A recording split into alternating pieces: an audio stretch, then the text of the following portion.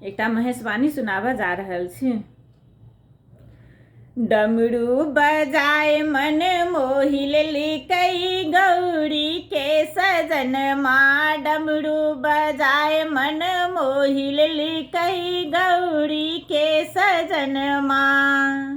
दौड़ी दौड़ी गौरी फूल लोढ़ा गेली। दौड़ी दौड़ी गौरी फूल लोढ़ा गेली। बाग बगीचा लगा देलकै गौरी के सजनमा। डमरू बजाए मन मोहि लेलकै गौरी के सजनमा।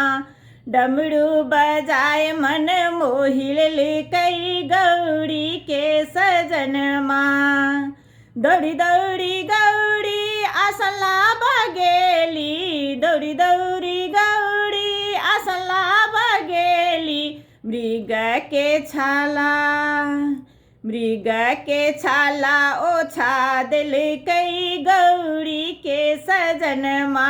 डमरू बजाए मन मोहि लेलकै गौरी के सजनमा। डमरू बजाए मन मोहि लेलकै गौरी के सजनमा। दौड़ी दौड़ी गौरी जल लाबऽ गेली। दौड़ी दौड़ी गौरी जल लाबऽ गेली। जटा सँ गंगा बहा देलकै गौरी के सजनमा। डमरू बजाए मन मोहि लेलकै गौरी के सजनमा। डमरू बजाए मन मोहि लेलकै गौरी के सजनमा। दौड़ी दौड़ी गौरी फल लाबऽ गेली। दौड़ी दौड़ी गौरी फल लाबऽ गेली। भांगक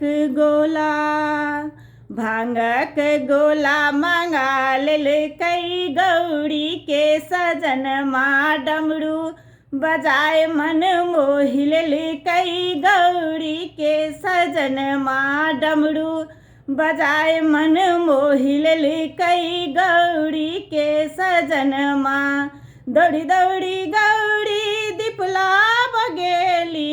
दौड़ी दौड़ी गौरी दीप लाबऽ गेली। दुतिया के चांद उगा देलकै गौरी के सजनमा। डमरू बजाए मन मोहि लेलकै गौरी के सजनमा। डमरू बजाए मन मोहि लेलकै गौरी के सजनमा। डमरू बजाए मन मोहि लेलकै गौरी के सजनमा।